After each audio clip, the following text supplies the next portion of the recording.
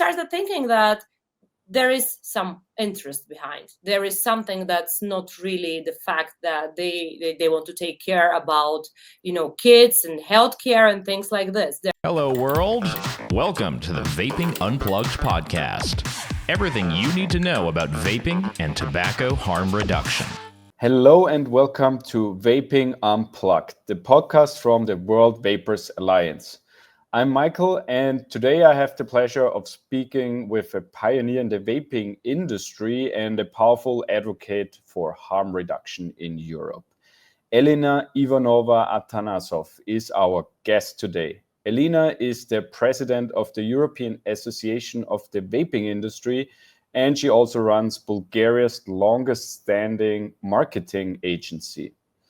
And we invited her to discuss today the critical situation unfolding in Bulgaria, where proposed regulations are threatening the future of vaping. And there is even a full ban of all vaping products on the table. So we will explore together how we got here, the impact of misinformation, and what must be done next to ensure fair and science-based policies. As World Vapers Alliance, we are campaigning against this ban already, and we try to do everything we can to stop the ban. So check out all the materials we already created and find all the information on worldvapersalliance.com or on our social media channels, or just follow the link in the descriptions. And now let's have a listen, enjoy this episode, and as usually, vape on. Hello, Elena. Thank you for joining us at this crucial time. Welcome to Vaping Unplugged. Very happy to have you here. How are you doing? Thank you for having me. We are actually in the middle of a fight around here in Bulgaria because there has been a lot of pressure over us the last weeks. As you know, it all started several weeks ago. There was a strong pressure by the government through the media on the topic of vaping. What is happening is that there is a mass black PR on vaping going around in the last weeks. And it's all started by an accident happened with a kid that has actually nothing to do with the legal vape business. There was a drug dealership going on somewhere here in Bulgaria. There was a vape that had a HHC inside. So this kid vaped it and got dizzy and fell off from a window.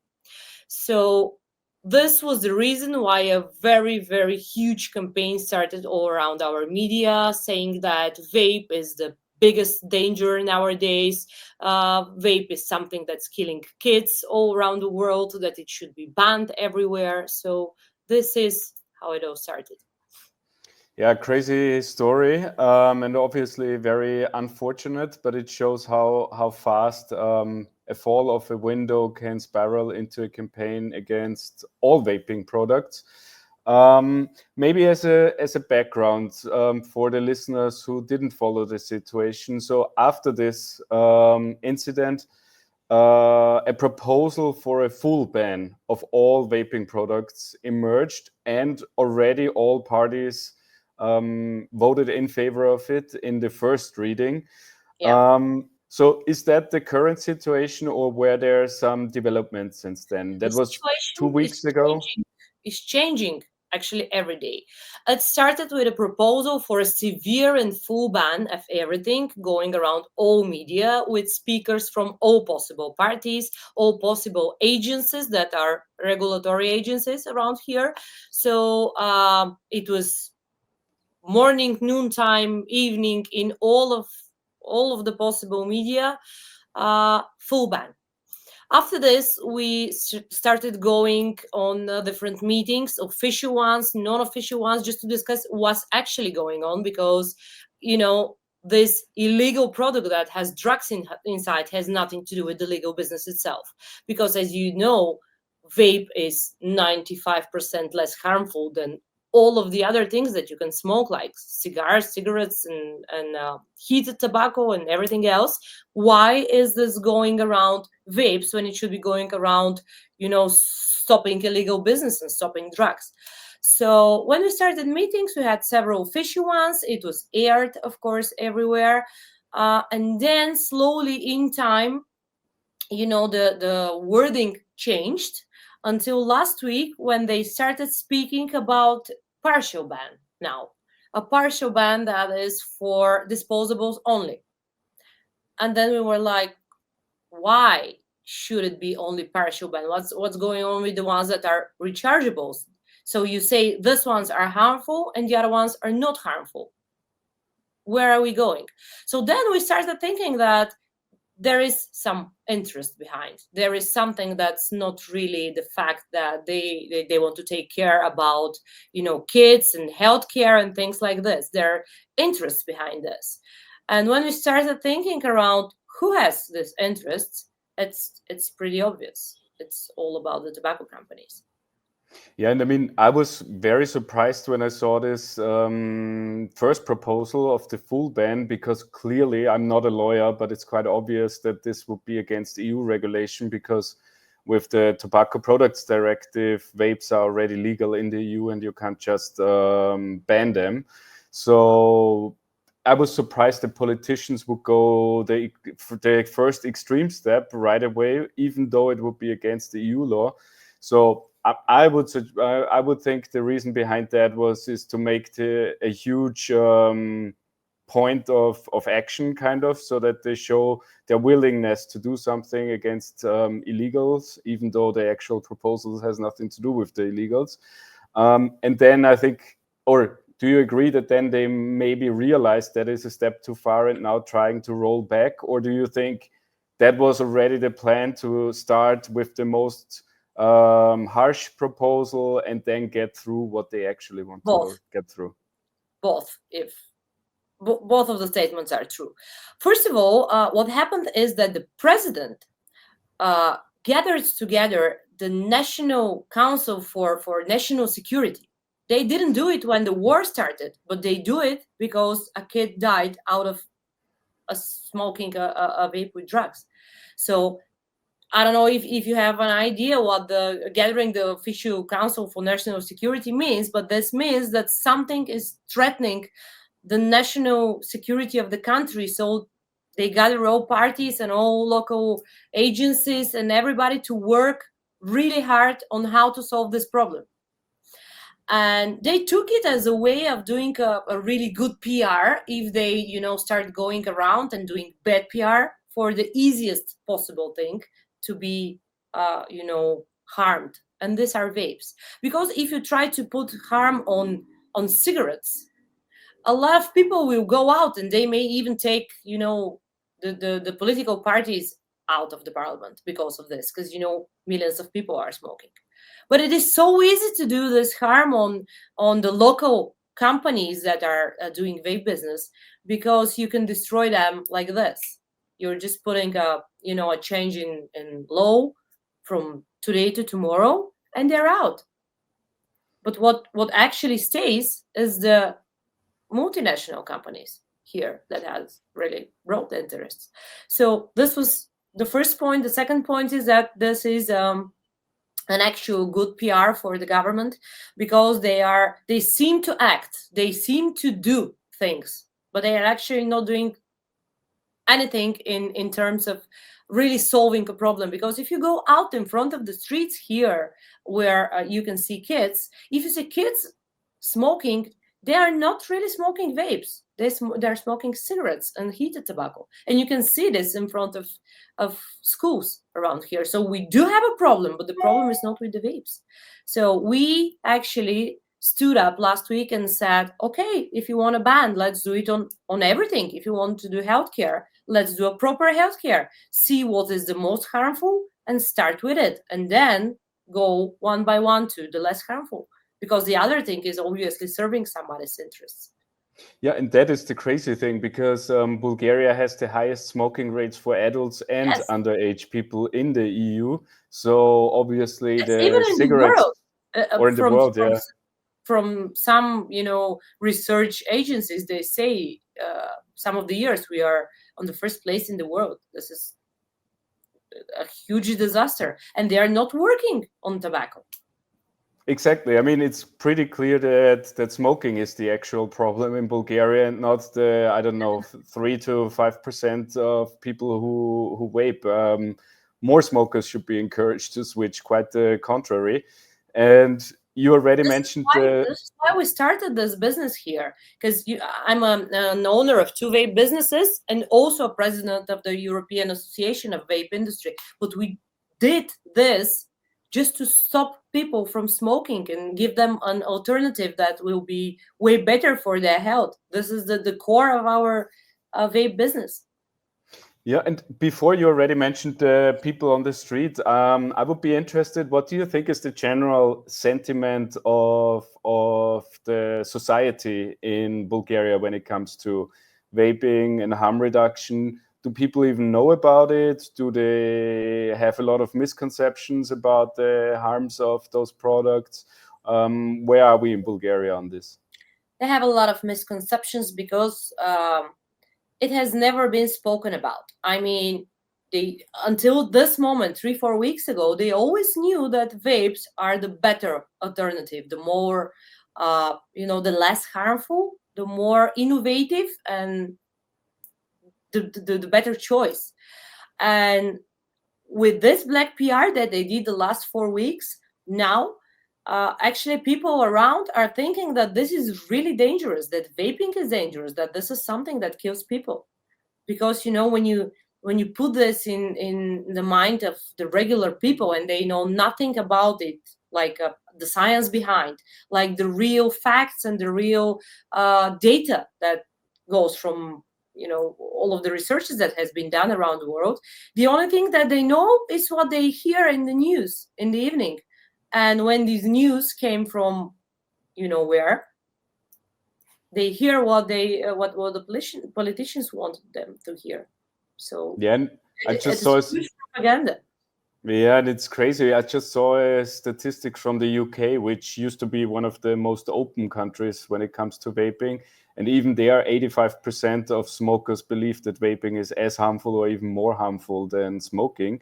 So this misinformation is basically everywhere and a huge problem, I would say.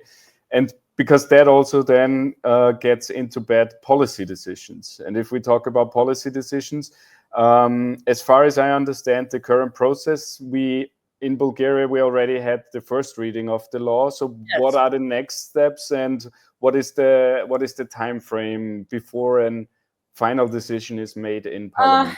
We made a so-called work group last week where we were supposed to discuss the exact facts that will go inside the law.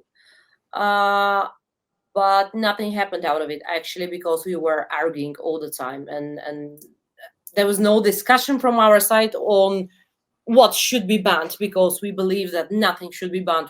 We need to have a better control in the country, and this control should start from illegal business and drugs, and then to go to cigarettes, and then to go to all the alternatives of cigarettes. So they postponed the next work group, and they gave us time until the 12th of March to propose different things and to make discussions. And on 12th of March is going to be the next work group or the second reading. We still don't know. And overall, what would you say could be the worst outcome of this process, and what could be the best outcome of this realistically? Realistically, the worst outcome is going to be a ban for disposables plus a ban of flavors, which means basically close the market, because only the companies that usually sell tobacco products will survive. And the best outcome is just to find a way to make them think for imposing more control and using all of the agencies as they have them working properly together on this and not banning, because the problem is in the control. It's not in not having regulatory frames. We do have some of the best laws about tobacco around Europe, but they are just not kept around. Mm. And when we look at the political parties, is there movement, or is it still basically all in favor of the ban, or did some of the parties or leaders reconsider? It depends if you're asking this as their official position that they announced in media, or their real position that they discuss with us. So by answering you this, I think you will understand what I'm saying. Yeah, so it's basically still driven by this moral panic, and it's quite crazy that a illegal product leads to a debate about a flavor ban, which the one and the other have nothing to do with each other, Absolutely but nothing we to, end up here. yeah, because So I believe it's a pre-setup. All of and this that is happening now. and since mostly consumers are listening to this, what do you think can the actual consumer do to help influence this? We always encourage our members to contact politicians they know, to write them about their personal stories. Is there anything else what consumers can and should do? The only thing that can actually help us is change the way the regular people or the regular users think about vapes. They need to be informed. They need to have the real science-based facts and the real information, because this has not been negotiated in media. This is not interesting for the media. We sent them last week 89 researches gathered from all around the world, from different countries that are using vapes to stop, the usage of tobacco. None of them published anything about it. None of them. Yeah, I that's mean, always. I sent it to 50 different medias personally, and they acted like nothing happened. So they don't want this information to end up to the attention of the end user. Yeah, that's always also internationally everywhere a problem that unfortunately media plays also most of the times a bad role in this, because this scary headlines, they always make the front page, but the good news, how many people stop smoking thanks to vaping, the health improvements of former smokers, those kind of things, they are never mentioned, because the scary stories are always selling better, unfortunately. It's not only about scary stories, because we can release like millions of scary stories about other products and tobacco products, but the point here is that they're really doing a good PR of the government by doing bad PR of vapes at this moment. So media is inside of this also. I mean, the national media, we do have small media that are standing behind the truth and behind our backs, but they're actually useless in the big game. And as a final question, how hopeful are you that all this can come to a kind of positive, and or do you think it's more or less done? And I believe that our only solution is that Europe, brings back this and says no to Bulgaria, because stopping flavors or stopping just disposable vapes cannot stop kids from dying from drugs. The two things, the motives has nothing to do, no relation with one to the other. So what we can trust in is that they will go with those motives, and they're going to be brought back. Yeah, I think we're on the same page in that, and we hope the same as World Vapors Alliance. Obviously, we try to generate attention to this topic in Bulgaria, but outside of Bulgaria as well, and at least to avoid the worst things which were proposed, especially full ban, obviously. And let's hope we can all change something, that it's not going to happen, especially for the millions of smokers in Bulgaria who would be denied the safer alternatives. And with saying that, thank you for joining us. It was a great pleasure, and thanks for the update on this very complicated but also very strange situation in Bulgaria. I think it was this is necessary. important, though, because if this happens here it's going to start happening all around Europe. I mean, it's not just a local problem. It's something that if they allow it to happen here, it's going to happen as it went in France and in Belgium. It's going to start happening all around because, some people have interests in doing this. Definitely. So, to all listeners, please raise your voices wherever you can against those crazy regulations and bans. We try to support everyone. Elina, thank you for joining us. Great pleasure, and see you soon again, hopefully. Bye-bye. Hopefully with a, positive result. Thank you. Definitely. Bye-bye. Bye-bye.